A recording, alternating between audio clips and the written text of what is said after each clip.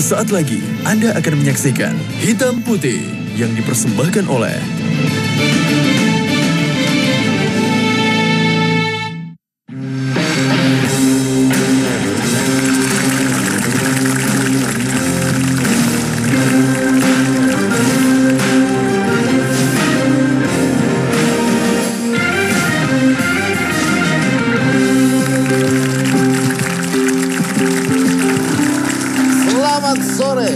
Saya suka kalau penontonnya seperti ini karena anak sekolah semua, pintar-pintar semua kelihatannya ya, kelihatannya pintar-pintar. Gak apa-apa, saya juga sering diremehin kok, Cika cantik, kelihatannya kayak pinter ya gitu, kelihatannya. Enggak, tapi kan memang saya muji penonton kita, penonton Hitam Putih pasti orang pintar-pintar, kelasnya pasti kelas-kelas orang pintar, kan gitu kan? Iya. Iyalah, ya nggak? Iya udah. Kamu lebih milih cowok pintar atau cowok ganteng? Cowok pintar. Kenapa? Nanti pasti bakal jadi ganteng. Dia cari cara, kalau pintar dia cari akal. Gimana caranya gue jadi ganteng? Gimana caranya jadi ganteng? Operasi. Sedih ya hidupnya ya? Ya sudahlah, ya. Oke, baik. Kan Pak, cowok pintar, gantengnya nanti dari hati. Gitu. Cewek pintar. Siapa cewek pintar? Siapa? Mana sih cewek pintar? Mana sih Kak? Masa nggak kelihatan pintar ya? Kelihatan. Kacamata nolong lah ya. Oke, baik. Kalau Anda suka nonton YouTube saya ada satu akun YouTube yang namanya Motif. Itu isinya adalah motivasi. Ada satu seri yang saya buat dan ini kontroversi sekali ke belakangan karena isinya adalah kuliah tidak penting. Setelah itu ada satu seri berikutnya, pentingnya kuliah gitu ya. Jadi ini bertabrakan gitu. Tapi memang benar yang saya katakan. Kenapa kuliah tidak penting? Karena kuliah tidak bisa menjamin Anda sukses. Itu yang saya bilang. Anda tidak tahu sukses apa tidak bukan karena kuliah. Anda kuliah mau S1, S2 belum tentu hidup Anda akan sukses. Nyari kerja sekarang susah. Anak S1 jibun, kerjaan nggak ada. Tapi kenapa kuliah penting? Kenapa kuliah penting? Kalau misalnya kita tahu bahwa kesuksesan bukan dari kuliah, kalau kita tahu bahwa hidup Anda nanti bukan gara-gara sekolah, belajar bisa dari mana saja, dan Anda tahu bahwa nyari kerjaan walaupun Anda S1, S2, nyari kerjaan tetap susah gitu ya. Karena jumlah orang yang S1 akan berludak lebih banyak dibandingkan lowongan pekerjaan. Apa yang membuat kuliah penting? Karena untuk masa depan. Baik, kita sambung lagi ya. Yang membuat kuliah penting adalah salah satunya adalah komunitas, adalah lingkungan. Kalau Anda berteman dengan teman-teman kuliah Anda ini anak sekolahan semua, lingkungan Anda itu terpelihara. Setidak-tidaknya teman-teman Anda satu level dengan Anda. Karena kita dipengaruhi oleh lingkungan kita. Kalau lingkungan Anda orang-orang pintar, anak-anak kuliahan, kita bisa tahu dari mana kita belajar, lingkungan kita terjamin. Dan kita tidak tahu mereka ke depannya seperti apa. Artinya Anda bisa mencari koneksi di tempat kuliah Anda. Dan yang paling penting lagi, kenapa wanita harus kuliah? Atau kenapa wanita harus sekolah? Atau kenapa wanita harus pintar? Kan wanita cuma di rumah katanya kalau udah nikah, masak gitu ya contohnya. Tapi kenapa wanita harus pintar? Kenapa wanita harus pintar, Cika? Karena untuk dirinya sendiri dan juga untuk anak-anaknya nanti yang dididik oleh sang ibu. Betul sekali, luar biasa. Luar biasa. Ternyata briefingan saya tadi nyampe. Oh iya. Iya. Kenapa wanita harus kuliah? Karena anak kita, ketika Anda punya anak, maka pedoman pertama dia belajar adalah dari ibunya, bukan dari sekolah. Jadi ketika dia lahir, dia belajar mengenal dunia. Pertama kali adalah dari ibunya. Ibunya lebih sering di rumah, ibunya lebih dekat sama dia. Ibunya yang akan mengajari dia bagaimana menjadi manusia di golden age-nya. Di usia 1 sampai 5 tahun belum ada sekolahnya. Dan ibunya yang mengajarkan dia. Bayangkan kalau ibunya, anaknya jadi, bener nggak? Ya kan? Iya. Nggak kena KPI ya, karena saya nggak ngomong ya. Tapi itu, kalau ibunya pintar, maka anaknya lahir di golden age, dia 1 sampai 5 tahun, anaknya dididik oleh guru pertama dia di dunia, yaitu sang ibu. Itulah dia wanita harus kuliah dan harus. Mengerti? Mengerti dong, Pak. Wah, luar biasa. Kacamata nolong ya. Oke. Kayak pinter sama buku. Oh, buku, kacamata nolong. Baju juga. Baju juga. Sepatu juga. Agak gemukan kamu ya? Bajunya, Oh, Pak. bajunya ya. Oke, baik. Jadi kita akan mengundang bintang tamu kita. Ini adalah seorang anak tukang sate. Anak tukang sate. Beda dong. Ya. Kamu kan bukan anak tukang sate. Bukan dong. Tukang bikin bumbunya ya kamu yang Iya, Pak. anak tukang sate. Tapi berhasil cum laude dengan IPK 3,87. Anak tukang sate cum laude ya. Kita lihat dulu, ini adalah gambaran tentang Siti Marfuah. Silakan. Melihat Siti Marfuah saat membantu kedua orang tuanya, sepertinya tidak ada yang berbeda dengan anak yang lainnya. Namun jika kita telusuri lebih dalam, Siti Marfuah adalah salah satu mahasiswi Universitas Tidar Magelang yang meraih gelar cum laude saat wisuda 14 Oktober lalu. Uniknya, ayahanda Siti, Bapak Jalaluddin, membawa gerobak sate jualannya ke tempat wisuda Siti dan membagikan 100 porsi secara gratis kepada wisudawan dan para tamu undangan lainnya.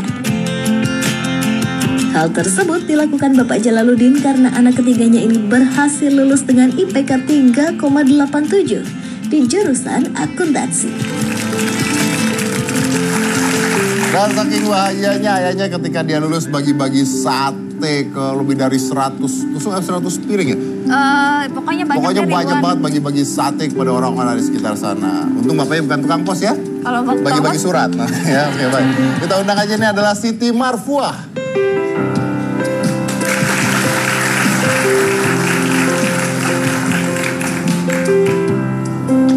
Siti, apa kabar? Halo, Mbak Siti.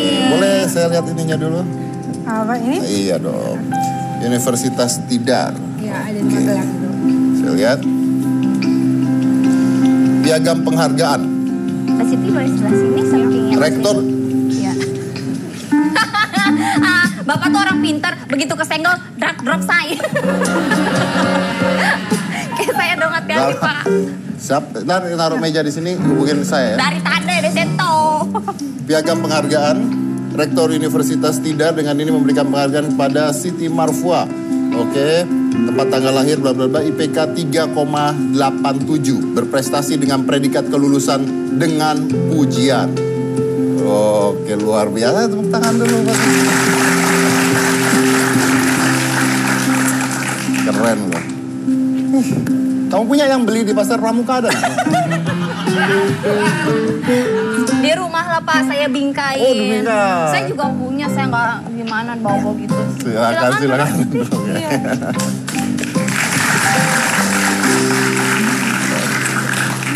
Oke, Siti ini mengambil jurusan D3 akuntansi ya? Iya. Oke, tapi katanya waktu SMA ngambilnya jurusan IPA. Iya. Nah, kan IPA kan harusnya nggak akuntansi ngambilnya. Kata siapa nggak harus? Kata saya barusan 2 detik yang lalu, masalah. Iya kan? Iya. Yang biasanya orang ambil IPA nggak ambil akuntansi. Iya. Ini kan luar biasa. Nah, kenapa ambilnya akuntansi? Jadi kan awalnya itu kan dulu saya anak IPA ya. Jadi kalau duduk waktu ujian gitu, itu kan sebelahnya anak IPS. Mereka kalau akuntansi itu suka di skip ngerjainnya nanti akuntansi. Karena gitu. konsentrasinya ke IPA-nya. Enggak, maksudnya kan saya kan anak IPA, itu dikasih sebelah anak IPS. Kalau lagi ujian kan kita duduknya bareng-bareng gitu. Lah mereka skip, aku kan penasaran loh. Ngapain di skip gitu kan? Nah, apa susah atau gimana? Habis itu kan aku juga penasaran. Terus sebenarnya minat aku itu kan di fisika. Nah, tapi karena di Magelang nggak ada fisika, terus aku jadi penasaran gimana sih kalau aku coba akuntansi. Lah di situ aku untung-untungan aja coba akuntansi. Entah nanti bisa atau enggak. Awalnya waktu kuliah pengantar akuntansi, si dosen ngajarin itu aku masih bingung, aku nggak ngerti masalahnya. Terus aku pinjam buku-buku dari teman aku yang kuliah di D3 UGM, aku baca, setelah aku ngerti ternyata akuntansi itu asik, jadi nggak salah deh ambil akuntansi. Jadi nggak salah ngambil akuntansi. Enggak, asik banget. Oke. Menariknya jika Siti ini nggak tahu, Siti ini tidak memberitahu orang tuanya kalau dia itu daftar kuliah. Jadi orang tuanya nggak tahu kalau Iya. Siti kuliah? Nggak tahu. Tahunya waktu pas mau berangkat ospek ya? Iya. Gimana? Iya, Pak, pas mau berangkat ospek baru tahu. Cika. Apa? Luar biasa Siti, Cika. Kenapa? Orang tuanya tidak tahu kalau dia kuliah. Sama kan sama kamu. Oh iya, masa Pak? Orang tua saya nggak tahu saya kuliah. Orang tua kamu tahu nggak kamu kuliah? Enggak. Tuh. Karena emang nggak pernah. Saya pikir sama, enggak ya? Enggak. Ya, dia tapi mau pergi ospek. pinter. Iya. Cika pinter ya? Pintar. Dan kurusan sekarang ya? Iya, bukan karena bajunya ya? Enggak, bajunya gemuk. Oh gitu. Pipi gue cabi, tembem. Sensi. Sensi, oke. Terus gimana cerita kok bisa, kenapa nggak kepengen orang tua tahu kalau misalkan Mbak Siti kuliah? Nah, jadi kan kalau misalnya dari tahun 2009 kan sebenarnya saya juga udah pengen kuliah gitu kan. Nah, tapi waktu itu kan keadaannya lagi susah ya. Jadi banyak banget ini itu terus si ibu udah nawarin. Kamu sedih kenapa? Nggak apa-apa sih. Kenapa Jadi Mbak Siti? udah jangan disentuh, tolong jangan disentuh. Jadi si ibu udah nawarin, bilangnya udah kamu kuliah aja nanti ibu jual motor gitu. Ibu mau jual motor buat kamu kuliah. Tapi kamu nggak mau. Kenapa? Nggak mau nyusahin orang tua. Nggak mau orang tua jual motor buat kamu. Jadi kan kalau misalnya minta ya. Jadi kalau misalnya itu udah kejadian kan saya juga nggak tahu bisa kembaliin itu motor apa enggak gitu. Terus habis itu kan saya udah daftar tapi udah ngelunasin semua biaya. Duitnya dari mana? Dari kerja. Tuh kamu sambil kerja. Iya. Kerjanya sebagai? Saya jadi guru privat. Halo adik privat. Oh jadi guru privat? Iya, jadi guru privat di SD, SMP sama SMA. Udah saya lunasi kan kalau aspek di Undi dari itu kan mulainya jam 5 pagi. Mulai jam 5 pagi, selesainya jam 6 sore. Kalau saya keluar tiap hari kayak gitu kan, ibu, kamu ngapain seharian gitu. Terus saya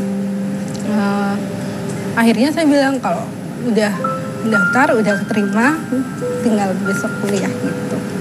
Tanpa menggunakan uang ibu? Alhamdulillah tidak. Sama sekali? Kalau sama sekali sih enggak sih, udah sempat dikasih uang saku 2 kali 3 kali ya pas mau ikut ikut lomba di UNS pernah dikasih uang saku. Jadi ya udah pakai sih. Ya. Tapi pada saat kuliah itu daftar segala sama sekali nggak pakai orang Alhamdulillah punya uang ya? enggak. Oke, wow. Terus gimana begitu ibu tahu kamu ternyata kuliah? Ya kalau kayak ibu sama bapak gitu yang pertama kali ditanya ini ya uangnya dari mana gitu. Ya pasti kan nanyanya uangnya dari mana, udah dibayar apa belum, udah. Maaf boleh nggak sih saya tahu kasih saya informasi dulu keadaan ekonomi keluarga memang seperti apa? Kalau sekarang sih kalau menurut saya udah lebih baik, udah jauh lebih baik dari tahun 2009. Kalau 2009 itu kalau hujan rumahnya dari atas itu rembes, dari bawah bocor juga, kebalik dari atasnya bocor, dari bawahnya rembes gitu. Terus habis itu juga belum permanen. Kalau sekarang kan udah lumayan lah, udah dapat. Dulu juga masih ada angsuran motor, masih ada angsuran tanah, cicilan macam-macam. Kalau sekarang kan udah, ya alhamdulillah udah selesai, sekarang udah lumayan gitu. Jadi kan saya lulusnya tahun 2009 dulu. Oke, jadi gitu. Pada saat itu memang lagi genting-gentingnya keadaan. Lagi genting-gentingnya, ya. Oke. Cika, berapa informasinya dibayarnya kalau? Iya, tadi kan katanya ngajar guru private ya? Iya. Nah, dibayarnya itu katanya 1.500 per kali datang atau 5.000 per 3 kali datang. Iya. Cukup. Ya kok murah sekali ya? Iya murahan ini. Enggak, tapi kok murah? Iya. Jadi awalnya itu kan bukan apa ya? Enggak. Jadi saya itu kan nggak sengaja gitu kan ya. Jadi ada anak tetangga dari dia SD sama dia SMP. Jadi dia waktu dia SD saya masih SMA atau SMP ya, dia suka datang ke rumah minta ajarin PR gitu. Nah waktu saya lulus kan saya pernah kerja di ya pokoknya saya udah pernah kerja sebentar. Itu selama 11 hari saya dipecat. 11 hari aja dipecat, terus habis itu saya di rumah, anak itu masih suka minta diajarin gitu ya, minta diajarin gitu. Terus teman-temannya datang minta diajarin juga, teman-temannya minta diajarin juga. Terus kan ya udahlah ngajarin aja. Tiba-tiba aja ada orang tua yang datang nyariin saya, dan ditanya, Mbak bayarnya berapa? Saya bilang, aduh seikhlasnya aja gitu. Nah, terus kan pertama kali ngasihnya segitu, 1.500 gitu, 3 kali datang 5.000. Ya udah, waktu ada yang tanya yang lain, Saya suka bilangnya kalau nggak sukarela ya 1.500 itu. Dan kalau awal dibilang cukup atau nggak cukup sih, awal-awal saya terima uang segitu udah gede banget. Tapi gimana caranya uang segitu dikumpulin untuk biaya kuliah itu kan nggak susah dong? Iya, jadi kalau awal-awal saya ngerasa itu udah gede banget. Soalnya dulu uang saku saya cuma 1.000. Iya kan. Terus habis itu dikasih segitu. Terus sama ada tetangga yang saya suka bantu bikin kue, dia kasih promosi ke teman-temannya. Gitu. Jadi banyak ya akhirnya. Iya, terus mereka naikin fee-nya sendirinya, udah ngasihnya udah ganti-ganti. Oke, baik. Oke, saya break dulu, kita ngobrol lagi dengan Siti setelah satu ini. Oke, jadi jangan mana-mana, tetap di Hitam Putih.